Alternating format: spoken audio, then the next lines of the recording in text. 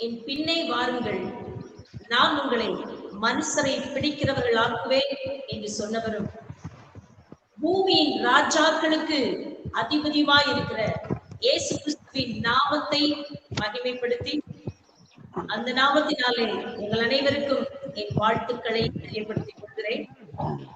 இந்த ஒரு அரிய வாய்ப்பை எனக்கு அளித்த போதகர் அவர்களுக்கும் அவர்களுடைய நாமத்தினாலே வாழ்த்துக்களையும் நன்றியையும் தெரியப்படுத்திக் கொள்கிறேன். குடும்பத்திலும் சபை ஊழியத்திலும் பெண்களின் சரி சமமான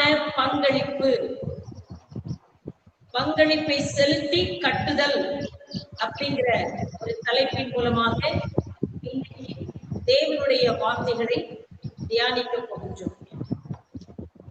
ஆதாரமாக ஏசாயாவின் புத்தகம் 40ஆம் அதிகாரம் 9ஆம் வசனம்.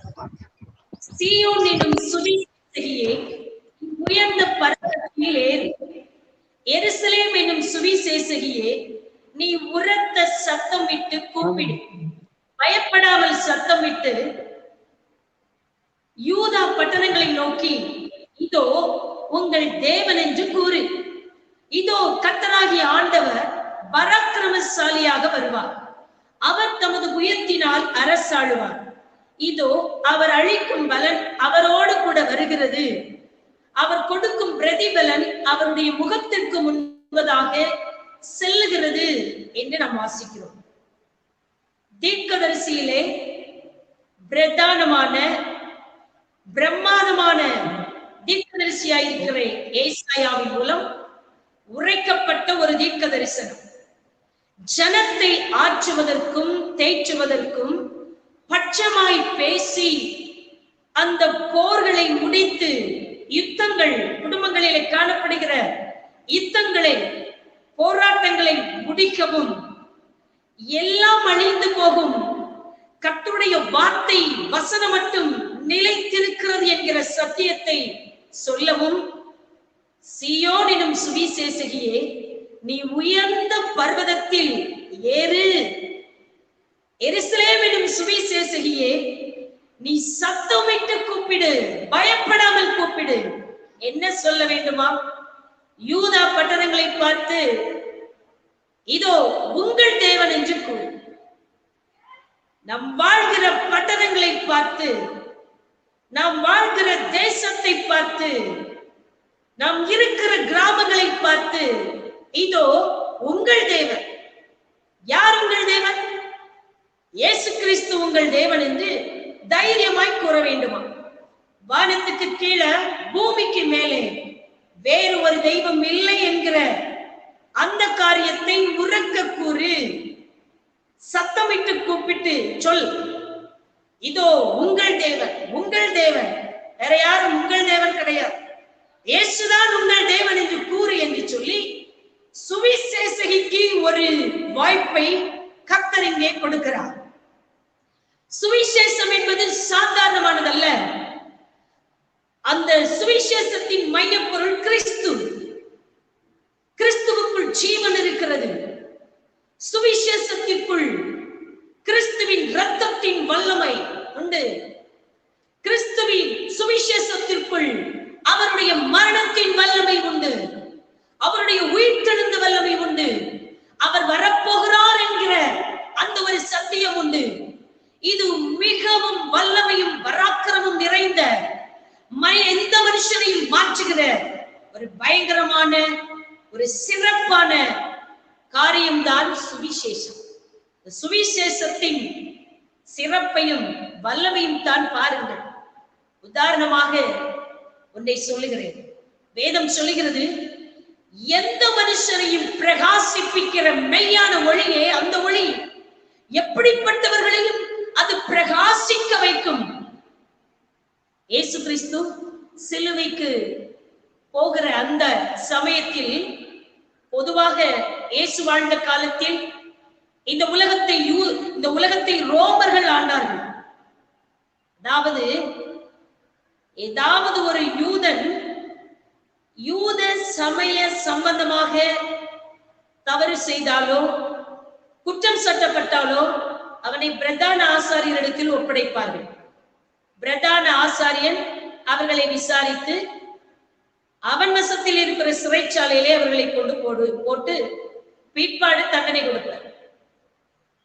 அடுத்து யூதர்களுக்குள் எவனாவது கொலை செய்து குற்றங்களை புரிந்தால், கொள்ளையடித்தால், கலகம் பண்ணினால் அவர்கள் ஏரோது ராஜாவின் வசமாய் ஒப்படைக்கப்படுவார்கள். அப்படி ஒப்படைக்கப்பட்ட அவர்களை விசாரித்து அவன் தன் காவலில வைத்து அவர்களுக்கு என்ன தண்டனை கொடுக்க வேண்டுமோ அதை கொடுப்பான். ஆனால் உலகத்தை ரோமர்கள் ஆண்டபடினாலே இன்னும் ஒரு யூதன் ரோமர்களுக்கு விரோதமாய் கலகம் பண்ணி பாடகம் செய்தால் அவனை பிடித்து பிரதான, அதாவது தேசாதிபதி, மிகப்பெரிய தேசாதிபதி அவனுடைய வசத்தில், அதாவது பிலாத்துவின் வசத்தில் ஒப்பு கொடுப்பார்கள். அவன் தன் அரண்மனைக்கீழ் இருக்கிற பாதாள சிறையிலே அவர்களை அடைத்து வைத்து ஏற்ற காலத்தில் என்ன தண்டனை கொடுக்கணுமோ அதை கொடுத்து விடுவான். இப்படித்தான் கிறிஸ்து யூத சமய சம்பந்தமான குற்றம் சாட்டப்பட்டு பிரதான ஆசாரியருடைய அரண்மனையில் விசாரிக்கப்படுகிறார். பிற்பாடு பிலாத்தின் இடத்தில் அழைத்து வருகிறார். அப்பொழுது ஏராளமான ஜனங்கள், யூதர்கள் எல்லாரும் கூடியிருக்கும் போது பிலாத்து சொன்னார், பண்டிகை தோறும் ஒருவரை விடுதலை பண்ணுவது எனக்கு வழக்கம். இப்பொழுது யாரை விடுதலை பண்ண வேண்டும்? இயேசுவையா? இல்லை என்று சொன்னார்கள். ஏன்? அவர் என்ன பொல்லாப்பு செய்தார்? அவரை விடுதலை பண்ணலாம் என்று அவன் நினைத்தான். ஆனால் யூதர்கள் ஏவி விட்டபடினாலே ஜனங்கள் எல்லாரும் இயேசுவை சிலுவையில் அறைய வேண்டும் என்று சத்தமிட்டார்கள். ஆனால் பரபாசை விடுதலையாக்க வேண்டும் என்று சொன்னார்.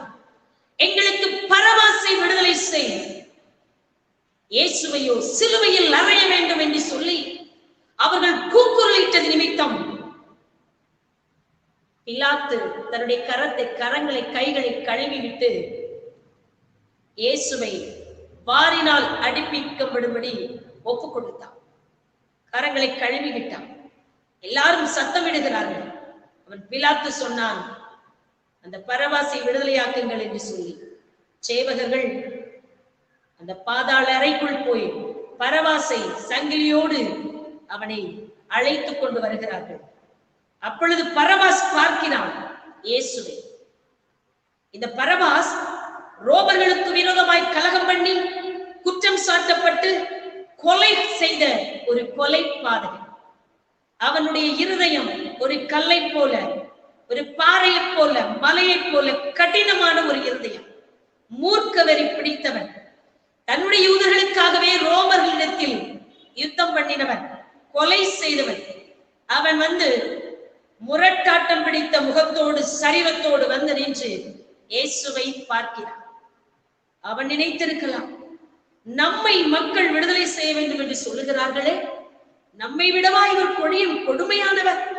ஆனால் பார்க்கும்போது இயேசுவோ அவர் நிந்திக்கப்பட்டவராய், அடிக்கப்பட்டவராய் அவர் அப்படியே நிற்கிறார். இறுதியில் சேவர்களுடைய சங்கிலியில் அவிழ்த்து விட்டு விடுதலை செய்தார்கள். தன்னுடைய நண்பர்கள், தன்னுடைய இனஜன பந்துக்களோடு பேசிக் கொண்டிருந்த அந்த பரபாஸ் இயேசுவை பார்த்து கொண்டே இருக்கிறார். இப்பொழுது 39 அடிகள் வாரினால் அடிப்பிக்கப்படுகிறது. ஒவ்வொரு அடியிலும் அந்த சதைகள் பிக்கப்பட்டு வருகிறது. கடின இருதயம் கொண்ட பரபாஸ் அதை பார்க்கிறார். சதை கிழிகிறதையும் இரத்தம் வடிகிறதையும் இயேசுப்படுகிற உபாதைகளையும் அந்த 39 அடிகள் அடிக்கப்படுகிற வரைக்கும் ஒவ்வொரு அடி அடிக்கப்படுகிற பொழுதும் பரபாசனுடைய கல் இதயம் அப்படியே உடைப்படுகிறது. அவனுடைய இருதயம் உடைந்து உடைந்து உடைந்து அங்க இயேசு அடித்து முடித்தாச்சு, இவன் இருதயம் உடைகிறது. இயேசுவை மறுபடி சிலுவையில் அறையும்படி கொல்கதா மேட்டுக்கு அழைத்து செல்கிற பொழுது அந்த கடின இருதயம் கொண்ட பரபாஸ் உள்ளம் உடைக்கப்பட்டவனாய் இயேசுவின் பாதத்திலே விழுந்தானாம். இது ஒரு சரித்திரம். ஆண்டவருடைய பாதத்தில். ஏனென்று சொன்னால் ரோமர்களின் தண்டனை ஒன்று சிலுவையில் அறைய வேண்டும், இல்லை என்றால் ரோம் நகருக்கு கப்பலிலே இவர்களை அழைத்து சென்று அங்கே அரங்கசாலைக்குள் மிருகங்களை விட்டு ஒரு கத்தியை குற்றவாளியிடத்தில் கொடுப்பார்கள். அந்த கத்தியை வைத்துக் கொண்டு மிருகங்களோடு போராடி அவன் சாக வேண்டும். அது ஒரு கொடூர கொலை. ஒன்று அப்படி சாக வேண்டும், இல்லை என்றால் சிலுவையில் அறைந்து கொள்ளுவார்கள். இந்த ரெண்டுமே ஒரு பயங்கரமான ஒரு மரணம். ஆகையினாலே இப்பொழுது இந்த ஆண்டிலே நான் தான் அடிக்கப்பட வேண்டும், நான் தான் மரண தண்டனை வாங்க வேண்டும். ஆனால் எனக்கு பதிலாக கிறிஸ்து இப்படி அடிக்கப்படுகிறார் என்கிற உணர்வு, அந்த இதயம் உடைக்கப்பட்ட சூழ்நிலையில் அவன் விழுகிறான். பிற்பாடு இயேசுவை கொண்டு போய் சிலுவையில் அறைந்தார்கள். அதை பார்த்தான். இயேசுவை அடக்கம் பண்ணினார்கள். அந்த 3 நாட்களுக்குள்ளாக இந்த மனிதன் இவன் சிறைச்சாலைக்குள் இருக்கிற காலத்தில், பாதாள சிறைக்குள் இருக்கிற காலத்தில், இவனுக்கு இந்த எருசலேமில் நடக்கிற எந்த சங்கதியும் அவனுக்கு தெரியாது. ஆகையினாலே இயேசு அவனுக்கு தெரியாது. விசாரிக்கிறான் எல்லாரிடத்திலும், ஏசியா அவர் என்ன தப்பு செஞ்சார், அவர் எப்படிப்பட்டவர்? எல்லாரும் சொன்னாங்க, அவர் குருடரின் கண்களை திறந்தவர், சப்பானை நடக்க பண்ணினவர், அற்புதம் செய்தவர், செத்தவனை கூட உயிரோட எழுப்பி இருக்கிறார், குஷ்டரோகியை தொட்டு சுகமாக்கி இருக்கிறார், ரொம்ப நல்லவர். அப்புறம் எதுக்கு அவர் அறையணும்? எல்லாம் கேட்டுட்டே இருக்கிறான். இயேசுவை பற்றி அவன் அந்த நாட்களுக்குள், இயேசு உயிர்த்தெழுகிற இந்த நாட்களுக்குள் அவன் நல்லா தெரிஞ்சுக்கிட்டான். ஆண்டவரை பற்றி அறிந்து விட்டு பிற்பாடு இயேசு கிறிஸ்து 3ஆம் நாளிலே அவர் உயிர்த்தெழுந்தார். அந்த உயிர்த்தெழுந்த இயேசு முதலாக மகதலேனா மரியாளுக்கு தரிசனம் கொடுத்து, பிற்பாடு சீசர்களுக்கு தரிசனம் கொடுத்தார். அதற்கு பிற்பாடு ஏறக்குறைய 500க்கும் மேற்பட்டவர்களுக்கு தரிசனம் கொடுத்து அவர் பரமேறி போவதற்கு முன்பதாக தன்னுடையவர்களை அழைத்து, நீங்கள் பிதாவின் வாக்குத்தத்தம் நிறைவேற எருசலேமில் போய் காத்திருங்கள் என்று சொன்னார். சொல்லி அவர் கடந்து போய்விட்டார். எல்லாரும் காத்திருக்க போறாங்க. இந்த பரவாசு கிறிஸ்துவை ஏற்றுக்கொண்டு ஆண்டவருக்கு சீசனாய் மாறினான். அந்த சிலுவை அவனை மாற்றி விட்டது. அவன் இருதயத்தில் நொறுக்கி போட்டது. இயேசுவுக்கு சீசனாய் மாறி இயேசு கிறிஸ்து சொன்ன இடத்திலே சிலர் கூறுகிறார்கள், அந்த 120 பேர் இருந்த இடத்திலே இந்த பரவாசம் இருந்தான் என்று சொல்லுகிறார்கள். அதற்கு பிற்பாடு அவர்கள் பரிசுத்தாவின் அபிஷேகத்தை பெற்று அப்பொழுதுதான் சபைகள் ஸ்தாபிக்கப்படுகிறது. 3000 5000 என்று ஜனங்கள் ரட்சிக்கப்படுகிறார்கள். அதற்கு பிற்பாடு பரவாஸ் என்பவன் கடினமான பகுதியாய் இருக்கிற பிலிப்பு செசரியா என்று சொல்லக்கூடிய அந்த பட்டணத்துக்கு போய் இயேசு கிறிஸ்துவின் நற்செய்தியை அறிவித்து அவருடைய ரட்சிப்பின் சிலுவையின் சங்கதிகளை அவன் வெளிப்படுத்தி அந்த செசரியா என்கிற பட்டணத்திலே மிகவும் வல்லமையான ஊழியத்தை செய்தான். விக்கிரகங்களும் வேசித்தனங்களும் வெள்ளி சூனியங்களும் நிறைந்திருக்கிற பகுதியாக இருக்கிற அந்த செசரியா அந்த திசைகளிலே போய் ஆண்டவருடைய ராஜ்யத்தை கட்டி அதே பகுதியிலே இரத்த சாட்சியாய் மரித்தான். கிறிஸ்துவின் சீடனானான். கிறிஸ்துவுக்கென்று தன்னை ஒப்பு கொடுத்தான். கிறிஸ்துவுக்காகவே தன் உயிரை கொடுத்தான் என்பது ஒரு மகா பெரிய சரித்திரம். அப்படி என்றால் சுவிசேஷம் என்பது, கிறிஸ்துவின் இரத்தத்தின் வல்லமை என்பது, அவருடைய மரணத்தின் வல்லமை என்பது, அவருடைய உயிர்த்தெழுதின் வல்லமை என்பது எந்த மனுஷனையும் பிரகாசிப்பிக்கக்கூடியது. கொடூரமான பரவாசையே அவருடைய அந்த சிலுவை உடைத்தெறிந்து ஒரு பெரிய சீசனாகவும் எங்கோ மறிக்க வேண்டும், ஒன்று சிலுவையில மறிக்க வேண்டும், இல்லை என்றால் மிருகங்களோடு போராடி மறிக்க வேண்டும். அப்படி மறித்து நரகத்துக்கு போகக்கூடிய ஒரு மனிதன் இன்றோ கிறிஸ்துவால் தொடப்பட்டவனாய். இயேசு கிறிஸ்து ஒரு வார்த்தை அவனுக்கு சுவிசேஷம் அறிவிக்கல. எல்லாமே பார்த்து அவரை பார்த்தான், சிலுவையை பார்த்தான், நடந்த காரியங்களை பார்த்தான். இயேசு கிறிஸ்து அவன் மேல் கரிசனை உள்ளவரானார். அந்த சுவிசேஷம் தான் இன்றைக்கு பிரசங்கிக்கப்பட வேண்டும். அன்பான சகோதரிகளே, தேவனுடைய பிள்ளைகளே, இந்த உலகத்திலே எந்த மனுஷனையும் மாற்ற முடியாது, எந்த மனுஷையும் மாற்ற முடியாது என்று சொல்ல முடியாது. கர்த்தருடைய வார்த்தை சுவிசேஷம் எப்பேற்பட்ட கொடிய மனிதர்களை மாற்றம் என்பதற்கு பரபாஸ் என்பவன் ஒரு சாட்சியாக இருக்கிறான். ஆகையினாலே நாம் வாழ்கிற ஒவ்வொரு ஏரியாக்களையும் ஒருவேளை நீங்கள் சொல்லலாம், இந்த மனிதர்கள், இந்த குடும்பம் இது பயங்கரமான வெறி பிடித்தவர்கள், இவர்கள் சாத்தானுக்கு முழுவதுமாக தங்களை ஒப்புவித்து சேவை செய்கிறவர்கள், இவர்களை எப்படி மாற்ற முடியும்? இல்ல. கிறிஸ்துவின் சிலுவை மரணம், கிறிஸ்துவின் உயிர்த்தெழுதல் எல்லா மனிதர்களையும் மாற்றக்கூடிய சக்தி வாய்ந்தது. ஆகினாலே தைரியத்தோடு ஆண்டவர் சொன்ன, ஏசாயா தீர்க்கதரிசியின் மூலம் சொன்ன இந்த வார்த்தையை நினைவு கூர்ந்து, வான தெய்வ பிள்ளைகளே, சுவிசேஷகியே, சீயோன் எனும் சுவிசேஷகியே, நீ உயர்ந்த பர்வத்துல தைரியமா ஏறு. உரத்த சத்தமிட்டு கூப்பிட்டு சொல்லு, இதோ உங்கள் தேவன். எனக்கு யாரோ ஒரு தெய்வம் அப்படின்னு அவங்க சொல்ல முடியாது. இதோ உங்கள் தேவன் இயேசு அப்படி என்று கூறக்கூடிய மிகப்பெரிய பொறுப்பை தேவன் நமக்கு கொடுத்திருக்கிறார். அப்படிப்பட்ட சுவிசேஷகிகளுக்கு சொந்த குடும்பமும் உண்டு, சிறப்பான ஊழியமும் உண்டு. இந்த இரண்டு காரியத்திலுமே தன் பங்கை செயலாற்ற வேண்டும், செயல்படுத்த வேண்டும் என்பதுதான் இன்றைக்கு ஒரு முக்கியமான காரியமாக இருக்கிறது. அதற்கு ஆதாரமாக சில விஷயங்களை நாம் தியானிக்க போகின்றோம். ரோமருக்கு எழுதின நிருபம் 16ஆம் அதிகாரம் 13ஆம் வசனத்திலே எப்படி வாசிக்கிறோம்? கர்த்தருக்குள் தெரிந்து கொள்ளப்பட்ட ரூபையும் எனக்கும் தாயாகிய அவனுடைய தாயையும் வாழ்த்துங்கள். பவுல் சொல்றார். ரோமர் 16 அதிகாரத்தை எடுத்து பார்த்தால், பழைய ஏற்பாட்டு காலத்தில் எப்படி தாவீதுக்கு பராக்கிரமசாலிகள் இருந்து அவன் ராஜ்யத்தையும் ராஜ்யபாரத்தையும் காப்பாற்றி அவனுடைய ராஜ்யம் ஸ்திரப்படுவதற்கு இருந்தார்களோ பராக்கிரமசாலிகள், அவர்களை விட சிறப்பானவர்கள் என்று சொல்ல முடியும். இந்த புதிய ஏற்பாட்டு காலத்து பராக்கிரமசாலிகளைத்தான் ரோமர் 16ஆம் அதிகாரத்திலே அப்போஸ்தலனாகிய பவுல் எழுதி வைத்து வாழ்த்துகிறார். கர்த்தருக்குள் தெரிந்து கொள்ளப்பட்ட ரூபையும் எனக்கும் தாயாகி அவனுடைய தாயை வாழ்த்துங்கள். இந்த தாயா, இந்த தாயினுடைய பங்கு என்ன? இது யார்? வாழ்த்துதலுக்குரிய இந்த பெண் யார்? பராக்கிரமசாலி பட்டியலில் வந்திருக்கிற இந்த பெண் யார்? இவளை குறித்து யாருக்கு தெரியுமா? இவளை பற்றிய விஷயம் அநேகருக்கு தெரியாது. ஏதோ ஒரு தாய், அப்படிதான் எல்லாரும் நினைச்சிட்டு இருக்காங்க. ஆனா வேதத்தை நாம் ஆராய்ந்து பார்க்க வேண்டும். வேதத்தை ஆராய்ந்து பார்க்க நமக்கு நித்திய ஜீவனை கட்டளையிட்டு இருப்பார். உலக மனிதர்களை பார்க்க கூடாது. உலகத்தின் காரியங்களை ஆராய்ந்து பார்த்தால் தோல்வி, மன விரக்திகள் தான் வரும். சத்தியத்தை, வேத வாக்கியங்களை ஆராய்ந்து பார்த்தால் நமக்குள்ளே நித்திய ஜீவன் உருவாகி கொண்டே இருக்கும். இதற்காகத்தானே அழைக்கப்பட்டு இருக்கிறோம்.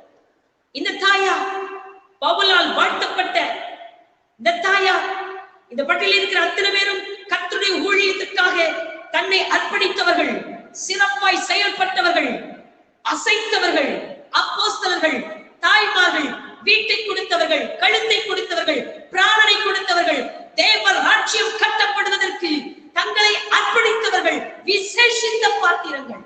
அப்படிப்பட்ட இந்த தாயார் குறித்து வேதம் சொல்கிறது, சிரேனே ஊரானாகிய சீமோனின் மனைவி. உங்களுக்கு தெரியுமா? இயேசு சிலுவையில் அறையப்படும் போது, தள்ளாடி அடிகள் பட்டு வேதனைகள் பட்டு போகும்போது அவருடைய சிலுவையை சுமக்கும்படி சிரேனே ஊரானாகிய சீமோனை பலவந்தம் பண்ணினார்கள். வேதத்திலே எழுதப்பட்டிருக்கிறது. மார்க் எழுதின சுவிசேஷத்திலே 15ஆம் அதிகாரம் 21ஆம் வசனத்திலே, இயேசுவின் சிலுவையை சுமப்பதற்கு இவனை பலவந்தம் பண்ணினார்கள் யூதர்கள். அவன் சுமந்து போனான். இந்த சிரேனே ஊரான், இவன் ஒரு யூதன். வடக்கு ஆப்பிரிக்காவில் லிபியாவில் சிரேனே என்ற சிரேன் அப்படின்னு சொல்லக்கூடிய ஒரு பட்டணத்தில் வசித்த ஒரு மனிதன். கிறிஸ்துவுக்கு முன்பதாகவே அநேக யூதர்கள் அந்த இடத்தில் போய் வாழ்ந்தார்கள். ஏறக்குறைய 3000க்கும் மேற்பட்டவர்கள் அங்கே இருந்ததாக ஒரு சரித்திர செய்தி உண்டு. இப்போ இந்த சம்பவம் நடக்கிற நேரத்துல வடக்கு ஆப்பிரிக்காவில இருந்து அவன் வந்திருக்கான், எருசலேமுக்கு வருகிறான். பண்டிகை, ஏதாவது பண்டிகை அப்படின்னா எல்லா யூதர்களும், உலகத்தின் பல திசையில் இருக்கிற யூதர்கள் வருவார்கள்.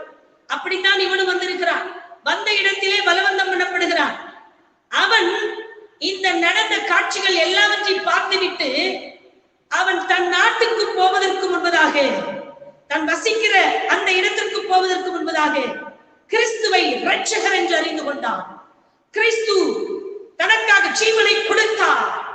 கிறிஸ்துவின் வல்லமை மாபெரியது அப்படிங்கிற சத்தியத்தை அறிந்து கொண்டு தன்னை ஒப்பு கொடுத்து கிறிஸ்துவின் சீசனாய் மாற்றப்பட்டவனாய் கிறிஸ்துவை கொண்டு தன் உள்ளத்திலே வைத்துக் கொண்டு அவன் தன் நாட்டிற்கு போனான். அவன் வசிக்கிற நாட்டிற்கு போனான். அங்கே போய் அங்க ஏற்கனவே அது கிரேக்கர்கள் நிறைந்த ஒரு பட்டணம். வேதம் சொல்லுகிறது, கிரேக்கர்கள் அடையாளத்தை தேடுவார்கள், ஞானத்தை அதிகமாய் விரும்புவார்கள். ஞானம் பெருத்த இடம், ஞானிகள் அதிகமாய் கற்றுக்கொள்கிறவர்கள் அங்கே இருப்பார்கள். ஆகினாலே அந்த கிரேக்கர்களுக்கும் அங்கு வசிக்க போன யூதர்களுக்கும் கிறிஸ்துதான் தெய்வம் என்கிற ஒரு உன்னதமான காரியத்தை அவன் விளக்கி கூறினான். தன் வீட்டிலே கூறினான், மனைவிக்கு கூறினான். இரண்டு பிள்ளைகளுக்கும் அவன் இந்த காரியங்களை எடுத்து சொன்னான். ஸ்தோத்திரம். ஆகையினாலே மனைவியும் பிள்ளைகளும் இயேசுவை ஏற்றுக்கொண்டார்கள். இவன் அந்த பகுதியில ஊழியம் செய்தான், கிறிஸ்துவை வெளிப்படுத்தினான். ஆகையினாலே சில காலம் சென்ற பிற்பாடு அந்த சிரேன் முறார் அவனை பிடித்து கொலை செய்து போட்டார்கள். அங்கே அவன் இரத்த சாட்சியாய் மரித்தான். ஆனால் அவனுடைய மனைவியோ இந்த விசுவாசத்தை விட்டு வழி விலகாதபடி தன் பிள்ளைகளை குடும்பத்திலே சிறப்பாய் வளர்த்தார். பால் ஊட்டினாள், ஆகாரம் கொடுத்தாள், கிறிஸ்துவை ஊட்டினாள், கிறிஸ்துவின் சத்தியத்தை ஊட்டினாள். ஒரு குழந்தைக்கு சிறு வயதிலே கிறிஸ்து ஊட்டப்படுவாரானால் பாலோடு, சோரோடு, அமுதோடு, தேனோடு கிறிஸ்து ஊட்டப்படுவாரானால் அந்த பிள்ளை வளர்ந்து வாலிபனாகி அது எந்த மூலையிலே போனாலும் எந்த தவறும் செய்வதற்கு தன்னை ஒப்பு கொடுக்காது, எந்த பாவம் செய்வதற்கு தன்னை அர்ப்பணிக்காது. கிறிஸ்து உள்ளத்திலே இருக்கிறபடினாலே எங்கே போனாலும் ஜெயித்து விட்டு வரும். அப்படித்தான் இந்த சிரேனே ஊரானாகிய சீமோனின் மனைவி, இந்த தாய் தன் பிள்ளைகளை அழகாக வளர்த்தெடுக்கிறார். கிறிஸ்துவை ஊட்டி வளர்க்கிறார், அவருடைய அன்பை சொல்லி வளர்க்கிறார். இப்படி வளர்ந்து வளர்ந்து வளர்ந்து ஆண்டவருக்குள் கட்டப்பட்ட ஒரு குடும்பமாய், சிறப்பான ஒரு குடும்பமாய் இந்த குடும்பம் மாற்றப்படுகிறது. தந்தை செய்த ஊழியத்தை குடும்பமாய் நாங்களும் செய்ய போகிறோம் என்ற நோக்கத்தோடு இவர்கள் 3 பேரும் அந்த ஏரியாக்களிலே கர்த்தருடைய வேலையை செய்துவிட்டு பிற்பாடு அவர்கள் இன்னொரு இடத்திற்கு வருகிறார்கள். ஸ்தோத்திரம், பிரைஸ் எல்லாம். எபேசு என்று சொல்லக்கூடிய ஒரு பட்டணத்திற்கு வருகிறார். இவளை குறித்து பவுல் எழுதும் பொழுது எனக்கும் தாய் அப்படி என்று சொல்லுகிறார். தாய் என்பவள் எழுப்புவாள், பாழாய் கிடந்தவளை கட்டி எழுப்புவாள், குடும்பத்தை கட்டி எழுப்புவாள், திருச்சபையை கட்டி எழுப்புவாள், தேசத்தை தன் பங்களிப்பை வெளிப்படுத்துவாள். சாதாரண பெண்ணா இருக்க தேவன் அழைக்கவில்லை. அப்படிப்பட்ட விசேஷ படைப்பாய் நம்மை படைக்கவில்லை.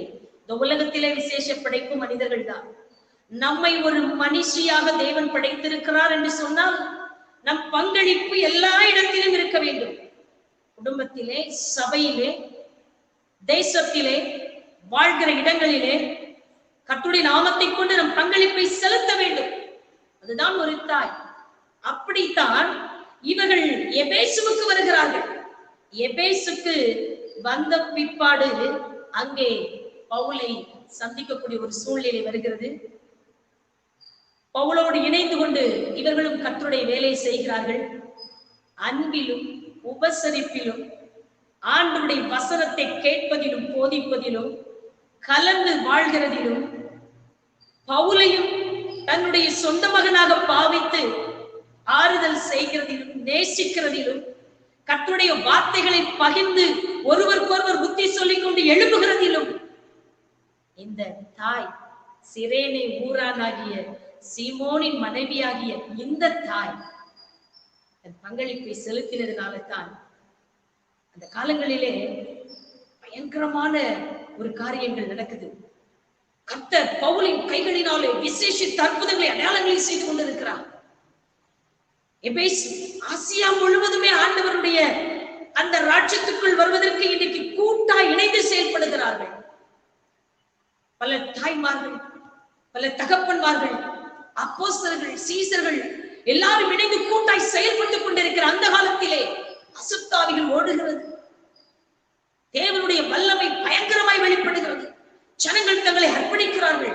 ஆசியாவில், எபேசுல, எபேசு அப்படின்னு சொன்னாலே தியானால் என்கிற தேவதைக்கு வருஷந்தோறும் பண்டிகைகள் வைத்து பயங்கரமாய் கொண்டாடுகிற ஒரு மோசமான ஒரு இடம் எபேசு பட்டணம். அப்படின்னாலே தியானாலின் கோட்டை உள்ளே யார் போய் ஆண்டவரை அறிவிக்க முடியாத அளவு கடினமான ஏரியா. அந்த ஏரியாக்களை நுழைந்து கர்த்தருடைய ராஜ்யத்தை அந்த சுவிசேஷத்தின் வல்லமையினாலே ஸ்தாபித்திருக்கிறார்கள். கர்த்தர் கிரியை செய்கிறார், கர்த்தர் அற்புதம் செய்கிறார், கர்த்தர் அடையாளம் செய்கிறார், வசனத்தை உறுதிப்படுத்துகிறார்.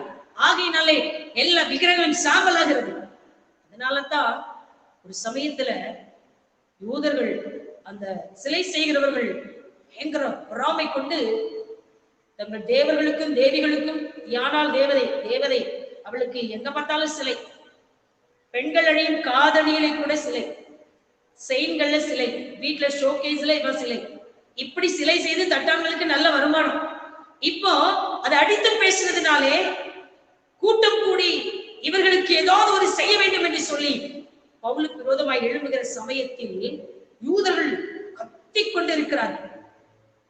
அந்த சமயத்திலே தான் வேத புஸ்தகத்திலே அலெக்சாண்டர் அப்படின்னு சொல்லி ஒரு மனுஷன், அதுதான் யார்? இந்த தாயுடைய மகன், 2 மகன், ஒன்னு ரூஃபஸ், இன்னொன்று அலெக்சாண்டர். இந்த அலெக்சாண்டர் அந்த கூட்டத்துல நிற்கிறான். அப்பொழுது தைரியமாய் அவனை பிடிச்சு எல்லாம் தள்ளுறாங்க. அவனை பார்த்த உடனே யூதர்கள் எல்லாரும் சத்தம் போடுறான். எபேசு தியானால பெரிய அப்படியே மூச்சு முட்டை அப்படியே சத்தம் போட்டுட்டு இருக்கான். இவன் பைபிள் சொல்லுது, அலெக்சாண்டர் கையமர்த்தி ஜனங்களுக்கு உத்தரவு சொல்ல மனதாயிருந்தான். அவ்வளவு பெரிய கூட்டத்துல கொலை நடந்து விடும் போல அவ்வளவு பயங்கரமான ஒரு சூழ்நிலையில கிறிஸ்துவின் நாமத்து நிமித்தம் அவர்களுக்கு பேசுவதற்கு, அவர்களை ஆண்டவரை பற்றி சொல்லுவதற்கு அவன் மனதாயிருந்தான். அப்படிப்பட்ட ஒரு தைரியத்தை ஊட்டி வளர்த்த பெண் இந்த தாய். ரூஃப் என்பவனை வாழ்த்துகிறான்.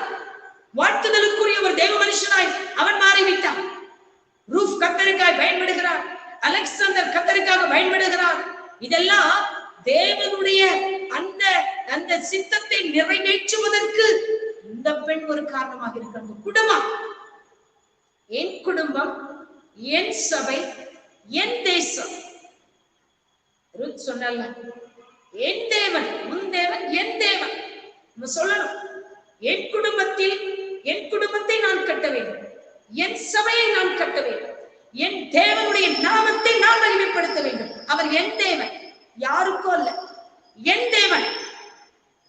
அந்த விதமாய் வடக்கு ஆப்பிரிக்காவில கிறிஸ்துவை அறியாத அந்த சூழ்நிலையிலே அவள் எவ்வளவு அழகாக தன்னுடைய சிறப்பான ஒரு வளர்ப்பை காண்பித்திருக்கிறாள் என்பதை நாம் ஒரு காலம் மறந்து போகக்கூடாது. பிரைஸ் தி லார்ட், ஹல்லேலூயா. இதற்கு பிற்பாடு எபேசுவிலே ஊழியம் செய்த பிற்பாடுதான் இவர்கள் ரோமாபுரியிலும் இருந்திருக்கிறார்கள். இவர்கள் அங்கேயும் கர்த்தருக்காக காரியங்களை செய்ததினாலே தான் பவுல் ரோமாபுரிக்கு எழுதும் போது ரூஃபையும் தாயை வாழ்த்தார். அந்த தாய் இவனுக்கும் தாயாய் மாறிவிட்டார்.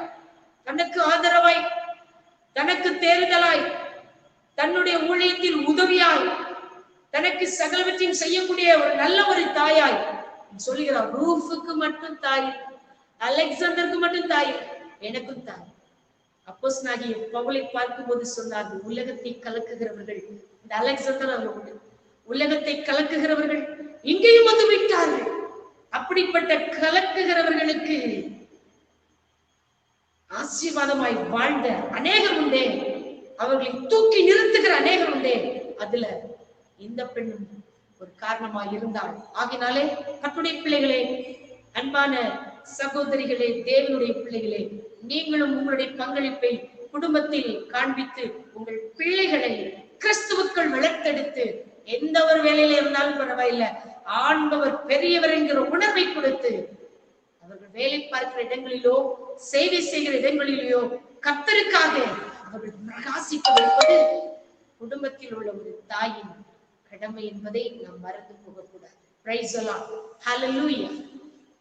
சுவிசேஷம் எப்பேற்பட்ட மனிதனையும் மாற்றக்கூடியது. இன்னும் வேதத்திலே வாசித்தால் சகோதரிகள் பெண்கள் உபதேசத்தை கேட்க ஆர்வமுடையவர்களாய் இருக்க வேண்டும். சுவிசேஷக எழுமணும்ல, அப்படிப்பட்ட பெண்கள் குடும்பத்திலே செயல்பட்டு அடுத்து உபதேசத்தை கேட்க ஆர்வமாயிருக்க வேண்டும். மார்க் எழுதின சுவிசேஷம் 6ஆம் அதிகாரம் 34ஆம் வசனத்துல வாசிக்கிறோம். இயேசு வனாந்தரத்தில் போனார். அப்போ அவருக்கு தூங்குறது கூட டைம் இல்ல, அதனால வனாந்தரத்துக்கு போனாரா. ஆனா மக்கள் எல்லாம் அறிஞ்சு எல்லாரும் போயிட்டாங்க. அப்போ மக்கள் எல்லாம் சிதறப்பட்ட ஆடுகள் போல அப்படியே நிற்கிறாங்க. ஏகப்பட்ட கூட்டம். ஆண்டவர் அவர்கள் மனதுருகினார். ஜனங்கள் மேல் மனதுருகி அநேக காரியங்களை உபதேசிக்க தொடங்கினார். அப்போ வெகு நேரம் ஆயிடுச்சு. இயேசு உபதேசிக்க தொடங்கினாரா, வெகு நேரம் ஆயிடுச்சு. இதுல என்ன விஷயம் அப்படின்னா, இயேசுவின் உபதேசத்தை கேட்க அவர் வெகு நேரம் பேசினார், மணிக்கணக்காய் பேசினார். அந்த அழகான உபதேசம், அந்த கிறிஸ்துவின் உபதேசத்தை கேட்பதற்கு ஸ்திரீகளும் பிள்ளைகளும் போனார்கள், புருஷர்களும் போனார்கள். அவர்கள் ஏறக்குறைய 5000 பேர். இப்போ இந்த ஸ்திரீகளும் இந்த பிள்ளைகளும் கூட போனார்கள். அநேக குடும்பத்தில் இருந்து தங்கள் பிள்ளைகளை அழைத்துக் கொண்டு இந்த ஸ்திரீகள் போகிறார்கள். எங்கே போகிறார்கள்? இயேசுவின் உபதேசத்தை கேட்க. அர்த்தத்தை பார்க்கவும் போவாங்க, பிசாசிலிருந்து விடுதலை பெறவும் போவாங்க. இப்ப இந்த உபதேசத்தை கேட்பதற்கு பிள்ளைகள் எல்லாரும் போகிறாங்க. இயேசுவே வார்த்தைகள் அவ்வளவு இனிமை, எவ்வளவு டைம் போனாலுமே தெரியாது. அழகா பேசிட்டே இருப்பாரு. ரொம்ப மகிழ்ச்சியா இருக்கும், ரொம்ப சந்தோஷமா இருக்கும். இயேசு கிறிஸ்துவின் வார்த்தைகளை கேட்பதற்கு அவ்வளவு ஒரு இனிமையா இருக்கும். அப்படிப்பட்ட இயேசுவின் வார்த்தை கேட்க இவர்கள் ஆர்வமாய் போனார்கள். பிள்ளைகளும் இணைந்து, தாங்கள் மட்டும் போகவில்லை, பிள்ளைகளையும் அழைத்துக் கொண்டு போனார்கள். ஆகினால என்ன நடந்தது? வெகு நேரம் பேசி முடிச்சவங்களுக்கு களைப்பில் ஒண்ணு இல்லை, சந்தோஷமா இருந்தாங்க, மனதுல மகிழ்ச்சியா இருக்கு. ஆனா கடைசியில என்ன ஆகுது அப்படின்னா, இயேசு கிறிஸ்து அந்த ஜபம் எல்லாம், அதாவது இயேசு கிறிஸ்து பிரசங்கம் எல்லாம் முடிஞ்ச ஒரு பிற்பாடு சீசன் எல்லாம் சொல்றாங்க சாப்பாடு கொடுக்கணும். ஆனா இயேசு கிறிஸ்து அற்புதம் செய்தார். எல்லாருக்கும் திருப்தியா, பிள்ளைகள் நல்லா சாப்பிடுறாங்க, ஸ்திரீகள் நல்லா சாப்பிடுறாங்க, புருஷர்கள் நல்லா சாப்பிடுறாங்க, எல்லாம் திருப்தி. பசி நீக்கியது, பசி மாறியது. இயேசுவின் உபதேசத்தை கேட்கிற பெண்கள் பசி நீங்கும். பசி அப்படின்னு சொன்னாலே கொடுமையா இருக்கும். பசிக்கு உடனே ஆகாரம் கொடுக்கணும். பசி வந்தா என்ன நடக்கும் தெரியுமா? முகம் வாடி போயிடும், சரீரம் தொய்ந்து போயிடும். சிலர் மூச்சை அடையக்கூடிய அளவுக்கு ஆயிடுவார்கள். அப்படியே ஒரு தொய்வு, ஒரு வருத்தம் எல்லாம் அப்படி வந்துடும். பசிங்கிறது அவ்வளவு கொடுமை. ஆனா பைபிள் சொல்லுது, ஆண்டவர் பசியா இருக்கிறவர்களை நன்மையினால திருப்தியாக்குவாரோ, அவங்களுக்கு ஆகாரம் கொடுப்பாராம், அவர்களை பசியினால் நீதிமன்றங்களை வருந்து விடாதபடி கொடுப்பாராம். ஏன்னா இவங்க எல்லாரும் வசனத்தை கேட்க ஆர்வமுடையவர்கள். இந்த மாதிரி தானே மரியாதை இருக்கிற பெண்ணும் இயேசுவின் பாத்திரம் உட்கார்ந்து வசனத்தை கேட்டா. ஆண்டவர் சொன்னார், இது நல்ல பங்கு, நல்ல பங்கு தானே தேர்ந்தெடுத்தா. அதனால ஒரு காலத்துல என்ன நடந்துச்சு? செத்து போன அவனுடைய சகோதரனை ஆண்டவர் லாசருவே வெளியே வா என்று சொல்லி உயிரோடு எழுப்பினார். இவ அழுக மாறிச்சு. இயேசுவின் பாதத்துல இருக்குது. அந்த உபதேசத்தை கேட்கறதுனால பசி நீங்கும், அழுக மாறும், துக்கம் நீங்கும், சமாதான சந்தோஷம் மாறுதல் இதெல்லாம் கிடைக்கும். Praise the Lord. ஆகினாலே நாம் கேட்பதோடு நம்முடைய குடும்பம், நம்முடைய பிள்ளைகள் எல்லாரும் இணைந்து கர்த்தருடைய உபதேசத்தை கேட்க வேண்டும். பைபிள்ல ஒரு வசனம் உண்டு, 134:7 சொல்லப்பட்டிருக்குது, சீர்கேடும் கிழவிகள் பேச்சுமாய் இருக்கிறவர்களுக்கு அந்த கட்டுக்கதைகளுக்கு விலகி தேவ பக்திக்கு ஏதுவாக முயற்சி பண்ண அப்படின்னு ஒரு வசனம் இருக்கு.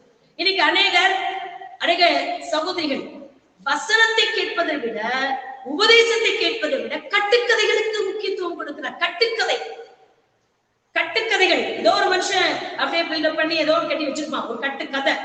அந்த கதை அது மொபைல்ல இருக்கும், டிவில வரும்.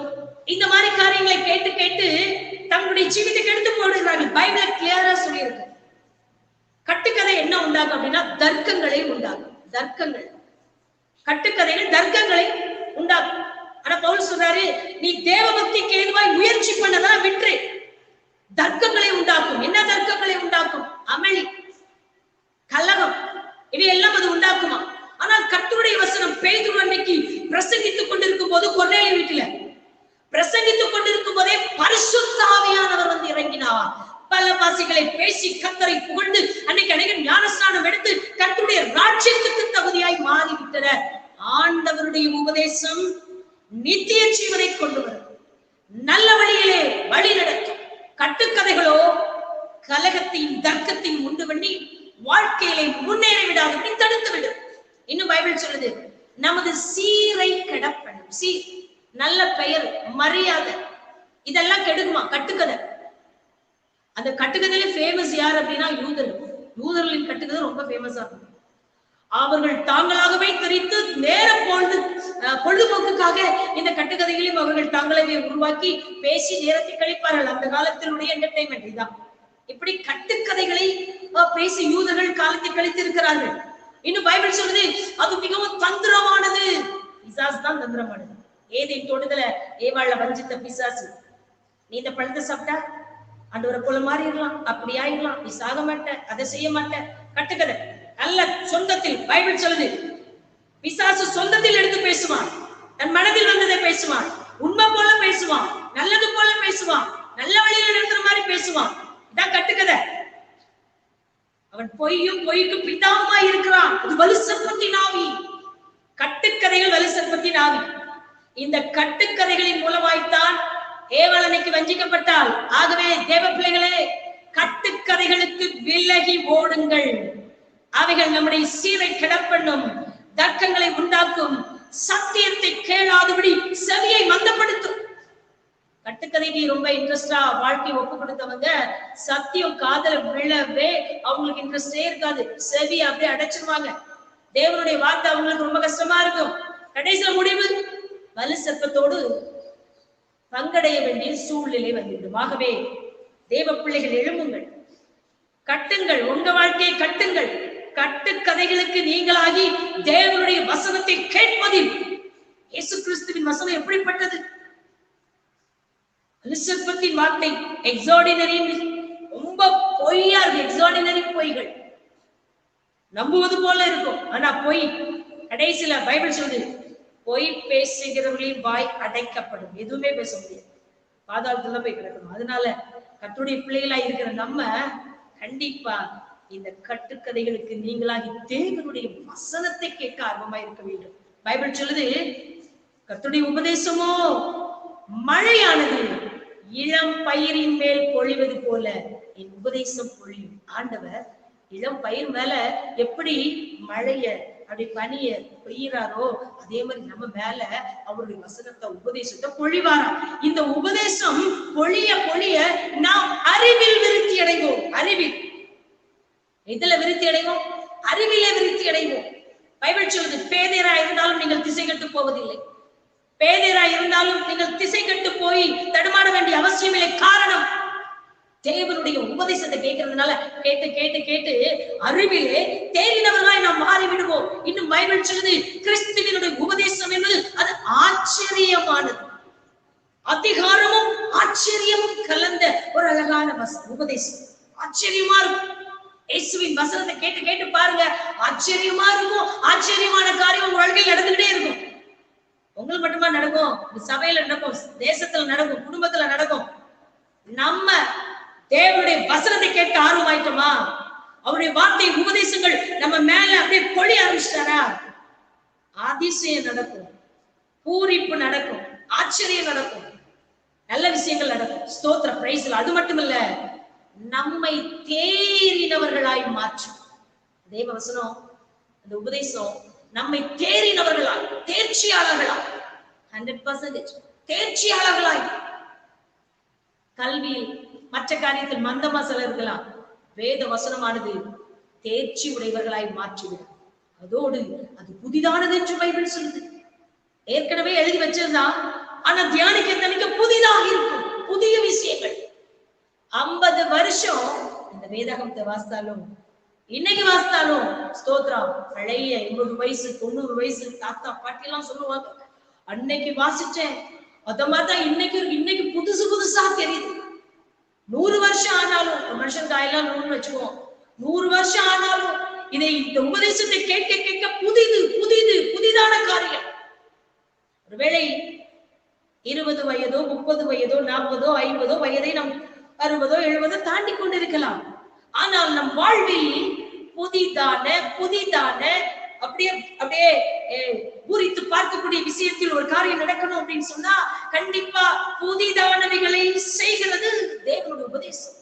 ஆகவே புதிதான காரியங்களை நம்ம வாழ்க்கையில நடக்கணும், நம்ம செய்யணும் மத்தவங்களுக்கு நினைச்சா இந்த புதிதான வசனத்தை நம்ம அப்படியே கேட்கறதுக்கு ஃபர்ஸ்ட் ஆர்வமா இருக்கணும். அது மட்டுமல்ல, பைபிள் சொல்லுது சிலுவையை பற்றிய உபதேசம் கெட்டு போகிறவர்களுக்கு பைத்தியமா இருக்கு, ஆனா ரட்சிக்கப்படுகிற நமக்கோ தேவ பலம். கர்த்தருடைய உபதேசம் என்பது தேவ பலம். அது எந்த உபதேசம்? சிலுவை பற்றிய உபதேசம். நமக்காய் வந்த இயேசு, நமக்காய் ஊழியம் செய்த இயேசு, நமக்காய் உயிர்த்தெழுந்த இயேசு, மீண்டும் வரப்போகிற இயேசு, அவருடைய உபதேசத்தை கேட்கும் போது நமக்கு பலன் உண்டாகிறது.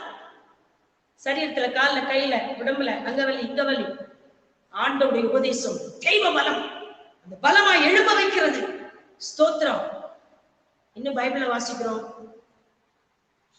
இயேசு கிறிஸ்துவின் உபதேசம் என்பது அது ஏதோ ஒரு பகுதிக்கு மட்டும் உரியது கிடையாது. அது பட்டணங்களுக்கு உரியது, அது கிராமங்களுக்கு உரியது, அது தெருவுக்கு உரியது, சந்தைகளுக்கு உரியது, அது எல்லா இடத்துக்கும் உரியது. இன்னைக்கு பாருங்க, ஒரு காலேஜ் அப்படின்னா காலேஜுடைய உபதேசம், காலேஜ்ல சட்டத்திட்டம் எதுவும் போட்டிருக்காங்க, பள்ளியில சட்டத்திட்டம் எதுவும் போட்டிருக்காங்க அப்படின்னா அது அந்த பள்ளிக்கு மட்டும்தான் உரியது. அதற்கு வெளியே அதை பற்றி பேச மாட்டாங்க. அந்த பள்ளியில் உள்ள மாணவர்கள், இந்த ஸ்டாஃப்ஸ் எல்லாரும் அதை கைக்கொள்ளணும், அவ்வளவுதான். அந்த சட்டத்திட்டங்கள் பள்ளிக்குரியது, கல்லூரியின் சட்டத்திட்டங்கள் கல்லூரிக்குரியது. ஒரு கம்பெனியோ ஒரு ஆபீஸோ அந்த சட்டத்திட்டங்கள் அவர்களுக்கு உரியது மட்டும், அங்க மட்டும்தான் பேச முடியும். ஆனா கர்த்தருடைய இந்த உபதேசமானது பைபிள அழகா சொல்லப்பட்டிருக்குது. அது பட்டணத்திற்கும் உரியது, அது கிராமங்களுக்கும் உரியது, அது தெருவுக்கும் உரியது, அது வீட்டுக்கும் உரியது, அது சந்தை வெளிக்கும் உரியது, தேசத்துக்கும் உரியது. எல்லா இடங்களிலும் இந்த வசனத்தை எடுத்து சொல்லலாம். எல்லா இடங்களிலும் இது மாற்றத்தையும் மறுமலர்ச்சியும் விடுதலையும் மகிழ்ச்சியும் தரக்கூடிய ஒரு உபதேசம் அப்படின்னு சொன்னா அது கிறிஸ்துவின் உபதேசம். இந்த உபதேசத்தை பிள்ளைகளோடு இணைந்து கேட்டு பிள்ளைகளையும் இந்த ஜீவ மார்க்கத்தில் நடத்த வேண்டும் என்பது வேத சத்தியமாக இருக்கிறது. பிரைஸ் எல்லாம். அதனால்தான் சந்தை வெளியிலே ஒரு அத்தேனே பட்டணத்துல சந்தை வெளியிலே போகிற வருகிற மக்களோடு அப்போஸ்தலர் ஆண்டவருடைய சத்தியத்தை பேசினார். பயங்கரமான ஒரு காரியம் எழுச்சி. இன்னைக்கு நாம் சும்மா இருந்து கொண்டு இருக்கிறோம், வசனத்தை கேட்க ஆர்வமா இருக்கிறோம், அடுத்து வசனத்தை சொல்ல ஆர்வமா இருக்கும். பைபிள வாசிக்கிறோம். அப்போஸ்தலர்கள் 18ஆம் அதிகாரம் 23ஆம் வசனத்திலே இப்படி சொல்லப்பட்டிருக்கிறது. அங்கே ஒரு குடும்பம், பிரிஸ்கில்லால் ஆக்கில்லால் அப்படி என்று சொல்லக்கூடிய ஒரு குடும்பம், அந்த குடும்பத்தை குறித்து அழகா பைபிள்ல சொல்லப்பட்டிருக்கிறது. ஸ்தோத்திரம். 18ஆம் அதிகாரம் 26ஆம் வசனத்திலே அப்பொழுது அலெக்சந்திரியா பட்டணத்தில் பிறந்தவனும் சாதுரியவானும் வேதாகமங்களில் வல்லவனுமான அப்பல்லோ என்னும் பெயர் கொண்ட ஒரு யூதன் எபேசு பட்டணத்துக்கு வந்தான். அவன் கர்த்தருடைய மார்க்கத்திலே உபதேசிக்கப்பட்டு யோவான் கொடுத்த ஸ்நானத்தை மட்டும் அறிந்தவனாயிருந்து ஆவியில் அனல் உள்ளவனாய் கர்த்தருக்கு அடுத்தவைகளை திட்டமாய் போதகம் பண்ணி கொண்டிருந்தான். அவன் ஜெபாலயத்தில் தைரியமாய் பேச தொடங்கின போது ஆக்கிலாலும் பிரிஸ்கில்லாலும் அவன் பேசுகிறதை கேட்டு அவனை சேர்த்துக் கொண்டு தேவனுடைய மார்க்கத்தை அதிக திட்டமாய் அவனுக்கு விவரித்து காண்பித்தார்கள். அழகான வார்த்தை. தேவனுடைய மார்க்கத்தை அதிக திட்டமாய் விவரித்து காண்பித்தார்கள். ஆக்கிலா பிரிஸ்கில்லா ஹஸ்பண்ட் ஒய்ஃப், இவங்க 2 பேரும் ரோமாபுரியில் வாழ்ந்தார்கள். அங்கே கிலவுதியு ராயன் யூதர்களை வெளியேற்றின பொழுது கொரிந்து பட்டணத்திற்கு வந்தார்கள். கொரிந்து பட்டணத்தில் சில நாட்கள் அப்போஸ்தலனாகிய பவுலோடு இருந்தார்கள். இந்த பிரிஸ்கில்லா ஆக்கிலா இருவருக்கும் கூடாரம் செய்யும் தொழில், இது வேதத்திலே எழுதப்பட்டிருக்கிறது. கூடாரம் செய்யும் தொழிலை செய்து கொண்டு பவுலுக்கும் அந்த தொழில் செய்தபடினாலே இவர்கள் இணைந்து வேலைகளை செய்து கர்த்தருடைய காரியத்திலே ரொம்ப சிறப்பானவர்களாய் செயல்பட்டு கொண்டு வந்தார்கள். அதிலே பிரிஸ்கில்லாள் என்று சொல்லக்கூடிய இந்த அழகான சிறப்பான ஸ்பெஷலான சிறப்புத்தன்மை வாய்ந்த ஒரு பெண் அப்படின்னு சொல்லலாம் பிரிஸ்கில்லா. அப்படிப்பட்ட இந்த பெண் அங்கே இருந்து ஆண்டுடைய வேலையை செய்கிறார். இவள் தன் வீட்டை கவனித்து தன் கணவனோடு இணைந்து இந்த வேலைகளை செய்கிறார். கூடாரம் செய்யும் தொழில் அதையும் செய்து கொண்டு கர்த்தருடைய வார்த்தைகளையும் மார்க்கத்தையும் அதிக திட்டமாய் விவரித்து காண்பித்துக் கொண்டிருக்கிறார். இவர்கள் ரோமாபுரியை விட்டு கொரிந்து பட்டணத்திற்கு வந்து பின்பு எபேசுவுக்கும் போனார்கள். இப்படி இவர்கள் பல இடங்களுக்கு சென்று ஆண்டவருடைய வேலைகளை செய்கிறார்கள். ஸ்தோத்திரம். இந்த இடத்துல அப்பல்லோ இவன் ஆவியில் அனல் உள்ளவனாய் அவன் பிரசங்கித்தான். ஆனால் சில சத்தியங்கள் அவனுக்கு தெரியவில்லை. அப்பொழுது இந்த பிரிஸ்கில்லாள் அவனை அழைத்து குடும்பமாக இணைந்து ஆண்டவருடைய மார்க்கத்தை அதிக திட்டமாய் விவரித்து காண்பித்தார். இது நிமித்தமாக அப்பல்லோ என்பவன் இன்னும் வைராக்கியமாய் ஆண்டவருக்கு ஊழியம் செய்யக்கூடிய அளவுக்கு அந்த அப்பல்லாவை உருவாக்கிவிட்டார். இது மட்டுமல்ல, இவள் ரோமாபுரியில இருக்கும் போதும் தன் வீட்டிலே கூடி வருகிற சபை, தன் வீட்டிலே ஜனங்களை கூட்டி வைத்து ஆராதனை செய்தாள். ஆராதனை கூடி ஒரு சபை வந்தது. இவள் எபேசுவில இருக்கும் போதும் சபை கூடி வந்தது. இவள் எங்கெல்லாம் போகிறாளோ அந்த இடத்துல எல்லாம் ஒரு சபை உருவாகி அங்கே ஆண்டவரை ஆராதிக்கிற ஒரு இடம். காலத்திலே பெரிய பெரிய ஆலயங்கள் இல்லை என்றாலும் அங்கே வீடுகளிலே கூடி கர்த்தரை ஆராதித்தார்கள். அப்படிப்பட்ட வேலையை இந்த பெண் செய்கிறார். ஒரு சமயத்திலே பவுலோடு இணைந்து பவுலுடைய ஊழியத்துக்காக இவளும் இணைந்து பயங்கரமாக ஊழியம் செய்கிறார்கள். அத்துமறுவடை நடக்குது. பவுல் சீரியா தேசத்துக்கு போறாரு. அவர் மிஷனரி பயணம் அங்கங்கே போய் கொண்டிருக்கும் போது சீரியா தேசத்துக்கு இவங்க 2 பேரும் சேர்ந்து போகிறார்கள். பிற்பாடு சீரியா தேசத்துக்கு போய் ஊழியங்களை செய்துவிட்டு மறுபடியும் எபேசுக்கு வருகிறார்கள். எபேசுவில இவர்கள் 2 பேரை விட்டுவிட்டு பவுல் மறுபடியும் வேற இடங்களுக்கு போகிறார். போயிட்டு திரும்பி வந்து பார்க்கும்போது அந்த எபேசு சபை வளர்ந்திருந்தது. சபைகள் ஸ்தாபித்த சபைகள் எல்லாம் வளர்ச்சி அடைய செய்திருந்தான் பிரிஸ்கில்லா. காண்போர் இடத்தில் எல்லாம் சத்திய மார்க்கத்தை விவரித்து வேற சிந்தை கிடையாது, வேற எண்ணம் கிடையாது. குடும்பத்தை கட்டணும், வேலைகளை செய்யணும், கர்த்தருடைய மார்க்கத்தை போதிக்கணும், கர்த்தருடைய ராஜ்யத்தை கட்டி எழுப்பணும். அக்காலத்திலே சிறப்பான ஒரு செயல் வீராங்கனையாய் இந்த பெண் இருந்திருக்கிறார். எபேசுவிலும் சபை வளர்ந்தது, இவள் மூலம் ரோமிலும் சபை வளர்ந்தது, குறிந்துவிலும் சபை வளர்ந்தது. இப்படியாய் சுவிசேஷம் பரவ பல தியாகங்களையும் பல கஷ்டங்களை கூட இந்த பெண் அனுபவித்தாள் அப்படின்னு பைபிள்ல போட்டிருக்கு. நிறைய காரியங்களை செய்திருக்கிறார். பவுல் அந்த பராக்கிரமசாலிகள் லிஸ்ட்ல இவளையும் சிறப்பாக சொல்லியிருப்பார். பிரிஸ்கில்லா ஆகிய அந்த 2 பேரையும் வாழ்த்துங்கள். இவர்கள் வீட்டிலே கூடி வருகிற சபையை வாழ்த்துங்கள். இவர்கள் என் பிராணனுக்காக கழுத்தை கொடுத்தார்கள், ஊழியத்துக்காக கழுத்தை கொடுத்தார்கள். கழுத்தை கொடுக்கிறவர்கள், கர்த்தருடைய வேலைக்காக கழுத்தை கொடுக்கிற ஸ்தோத்திரம் பிராணனை கொடுக்கிறவர்கள், ஆண்டவருக்காக என்ன வேணாலும் செய்வார்கள். அவ்வளவு பெரிய காரியங்கள் இவர்கள் செய்திருக்கிறார்கள். இன்னும் ஸ்தோத்திரம் இவளை குறித்து வரலாற்று செய்தி இப்படி சொல்லி என்ன அப்படின்னா, ஆதி திருச்சபை தலைவர் வேத பண்டிதர் தெர்த்துலின் என்பவர் பிரபலமானவர் சொல்றாரு, பரிசுத்த பிரிஸ்கில்லாள் மூலம் தேசத்தில் சுவிசேஷம் பரவியது. ஆதி திருச்சபை தலைவராயிருக்கிற அந்த வேத பண்டிதர் சொல்றாரு, தேசங்களிலே சுவிசேஷம் சாதாரண பிரிஸ்கில்லாள், பரிசுத்த பிரிஸ்கில்லாள் மூலம் சுவிசேஷம் அந்த காலத்தில் பரம்பி இருக்குது அப்படின்னா அவன் எவ்வளவு ஒரு சுறுசுறுப்பா இயங்கி இருப்பா. அநேகர் தங்கள் வீடுகளிலே கட்டுக்கதைகளை கேட்டுவிட்டு சாப்பிட்டு விட்டு தூங்குவதும் எழும்புவதுமாக ரொம்ப டயர்ட் அப்படின்னு சொல்லி வாழ்க்கையை கடத்தி கொண்டு இருக்கிறார்கள். ஆனால் நாமோ 3 காரியத்தை கட்டி எழுப்புதுல ரொம்ப ஸ்ட்ராங்கா இருக்கும்.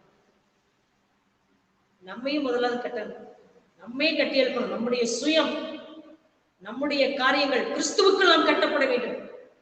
நம்முடைய பிள்ளைகள், நம்முடைய சபை, தேசம், ராஜ்யம் கட்டப்பட வேண்டும். இன்னும் அவளை பத்தி சொல்லி இருக்குது. பரிசுத்த பிரிஸ்கில்லாளின் நடபடிகள் என்ற புஸ்தகம் 10ஆம் நூற்றாண்டில் எழுதப்பட்டுச்சான். பரிசுத்த பிரிஸ்கில்லாளின் நடவடிக்கைகள். இன்னும் எவ்வளவு காரியங்கள் சொல்லப்படாத, நமக்கு அறியாத அநேக காரியங்களை அவர் சாதித்திருக்கிறார். ரோமில் உள்ள பழைய கால குகைகளில் பிரிஸ்கில்லாளுடைய பெயர் பொறிக்கப்பட்டிருக்கிறதா. சுவிசேஷம் அறிவிக்கும் ராணி, ஆசீர்வாதமான நல்ல விஷயங்களை, நற்செய்தியை வெளிப்படுத்தி உலகத்தை அந்தகாரத்தின் அதிகாரத்திலிருந்து விடுதலையாக்கி ஆண்டவர் பக்கமாய் விடுகிறதில சிறப்பானது. தேவ ஊழியர்களோடு இணைந்து கர்த்தருடைய வசனத்தை பேசுகிறதில் சிறப்பானது. ஆண்டவருடைய பிள்ளைகளே, நாம் உபதேசத்தை கேட்க வேண்டும், உபதேசத்தை விவரித்து காண்பிக்க வேண்டும். மற்றவர்கள் ஜீவன் பெற, மற்றவர்கள் எழும்ப, மற்றவர்கள் கட்டுகிற வேலையை செய்ய, நாம் எல்லாரும் அப்படி மற்றவர்களை உத்வேகப்படுத்துகிற ஒரு சிறப்பான வேலையை செய்ய வேண்டும் என்பதை இந்த பிரிஸ்கில்லாள் என்கிற பெண் நமக்கு அவருடைய வாழ்க்கையில எடுத்து சொல்கிறது. இதை பற்றி சொன்னால் ஏராளமான காரியங்கள் இருக்கிறது. அதனாலதான் இந்த ஜோடி ஹஸ்பண்ட் ஒய்ஃப் இவங்களை பத்தி 5 இடங்களில செய்தி வருகிறது. ஆனா 3 இடங்கள்ல பிரிஸ்கில்லாள் ஆக்கிலாள் என்றுதான் வருகிறது. அந்த அளவுக்கு அவளுடைய பங்கும் பொறுப்பும் மிக உயர்ந்ததா இருந்தது. ஓய்வில்லாமல் பகல ஃபுல்லா அல்ல, ஹார்ட் ஒர்க் பண்ணியிருக்க. நைட்டு ரெஸ்ட் எடுக்கிறதுக்காக தூங்குறது தான் பைபிள் சொல்லுது. தேவனுடைய பிள்ளைகளுக்கு இளைப்பாறுகிற காலம் இனி வருகிறதா இருக்கிறது. இப்பமே இளைப்பாறி முடிச்சிடக்கூடாது. இனிதான் இளைப்பாறுகிற காலம் வருகிறது. இப்பொழுது செயல்படுகிற காலம், செயலாற்றும் நேரம், விதைக்கின்ற காலம். விதைத்தால் தானே அறுக்க முடியும். கண்ணீரோடு விதைக்கிறவர்கள் கம்பீரத்தோடு அறுப்பார். குடும்பத்திலும் விதையுங்கள், சபையிலும் விதையுங்கள், தேசத்திலும் விதையுங்கள். ஒரு நல்ல அறுவடையை நாம் பார்க்க முடியும். அப்படிப்பட்ட ஒரு உன்னதமான வேலைகளை நாம் செய்வதற்காய் கர்த்தர் நம்மை அழைத்திருக்கிறார். வேத புஸ்தகத்தில நான் வாசித்தோம் அப்படின்னு சொன்னா எபிரேயர் 13:21 சொல்லப்பட்டது, இயேசு கிறிஸ்துவை கொண்டு தமக்கு முன்பதாக பிரியமானதை உங்களில் நடப்பித்து நீங்கள் தம்முடைய சித்தத்தின்படி செய்ய உங்களை சகலவித நற்கிரியைகளிலும் சீர்பொருந்தினவர்களாக்குவாராக என்ற ஆசீர்வாதம் இந்த பிரிஸ்கில்லாவுடைய வாழ்வில் நிறைவேறுகிறது. இவருடைய கணவன் ஒரு கிரேக்கன் என்று சொல்லுகிறார்கள்.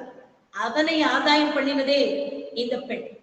பிரிஸ்கில்லா தன் கணவனை ஆதாயம் பண்ணி ஸ்தோத்திரம் நிறைய சத்திய உபதேசங்களை எடுத்து சொல்லி பிற்பாடு ஊழியர்களுக்கு ஆதரவா அப்போஸ்தலனாகிய பவுல், ஆக்கில்லா, இன்னும் மற்றும் பலருக்கு ஆசீர்வாதமான ஒரு பெண்ணாய் செயல்பட்டு பட்டணங்களிலே ஒரு எழுச்சியை உண்டாக்கினவள், சபை வளர்ச்சிக்கு ஒரு பங்கை கொடுத்தவள், தன் வீட்டை வசிக்கிற வீட்டை தேவாலயமாய் மாற்றினவள், தன் வீட்டை கர்த்தருடைய ஆராதனைக்கு கொடுத்தவள். இன்னைக்கு அநேகர் இந்த மாதிரி வேலையெல்லாம் செய்யறதில்லை. ஆகினாலே வாழ்கிறது, எங்கே வாழ்கிறார்கள், எப்படி, யார் என்றே யாருக்கும் தெரியாது. பிறந்ததும் தெரியாது, மறிக்கிறதும் தெரியாது. 90 வயது ஒரு மனுஷனோ மனுஷிய சாகும்போது திரும்பி பார்க்கணும், என்ன சாதனை படைச்சிருக்கோம், என்ன காரியம் செஞ்சிருக்கோம். திரும்பி பார்த்தா எதுவுமே இல்லை. மெத்துசுல்லா மாதிரி நீண்ட காலம் வாழ்ந்தது மெத்துசுல்லா. என்ன வேலை செஞ்சா? குமாரர்களையும் குமாரத்தையும் பெற்றான், அவ்வளவு. எவ்வளவு காலங்கள் வாழ்கிறோமோ அந்த காலங்களிலே தேவனுடைய நாமத்துக்கு மகிமையாய் மிகப்பெரிய காரியங்களை செய்ய வேண்டும். தேவன் பெரியவர், நம்முடைய தேவன் பெரியவர், நம்முடைய தேவன் பெரியவர். அவருக்கு மிஞ்சின சக்தி எதுவும் இல்லை. அவருக்கு சேவை செய்யும்படி கரத்தில் நம்மை வைத்திருக்கிறார் என்று சொன்னால் நாம் பேறு பெற்றவர்கள், சீர் பெற்றவர்கள். அந்த சீரை கட்டுக்கதை கெடுத்துவிடக் கூடாது. வேதாகமத்திலே 2 புஸ்தகம் தான் பெண்களை பற்றிய தலைப்பான புஸ்தகம். ஒன்று ரூத், இன்னொன்று எஸ்தர். ஆனா 2மே பைபிள் சொல்லுது ரூத்தின் சரித்திரம், எஸ்தரின் சரித்திரம். 2 பெண்களுமே சரித்திரம் படைத்தார்கள். இன்னைக்கு வாழ்கிற ஒவ்வொரு பெண்களும் சவாலா எடுத்துக் கொள்ளுங்கள், நானும் ஒரு சரித்திரம் படைக்க வேண்டும். ரூத் ஒரு விதமான சரித்திரம் படைத்தார், எஸ்தர் ஒரு விதமான சரித்திரம் படைத்தார்.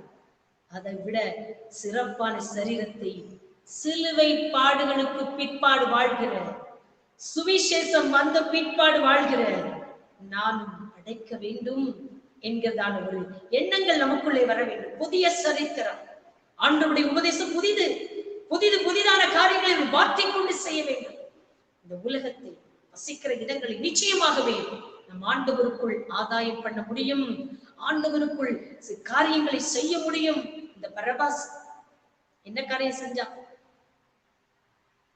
ஏராளமான விக்கிரக கோயில் இருந்த இடம் தான் அந்த படம்.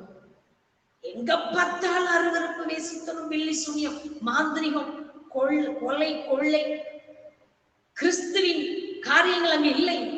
ஆனால் இந்த பரபாசோ அந்த சுவிசேஷத்தை கொண்டு போய் கடினமான பகுதியை, கல்லான பகுதி, அவனும் ஒரு கல்லு தானே, கல்லான அவன் நல்ல மாற்றப்பட்டு கிறிஸ்துவின் அன்பால் நிரப்பப்பட்டு பரட்டை தலையோடு இருந்தவன் நல்ல ஒரு அழகா மாறி ஆண்டவருடைய அன்பை எடுத்து சொல்லும் போதே அவனுக்கு மகிழ்ச்சி, உள்ளத்தில் பூரிப்பு, சந்தோஷத்தோடு வாழ்ந்தான். கொஞ்ச காலங்கள் சந்தோஷத்தோடு வாழ்ந்த பட்டணத்தையே ஆண்டவருக்குள்ள கொண்டு வந்தான், கடினத்தையே உடைத்து போட்டான்.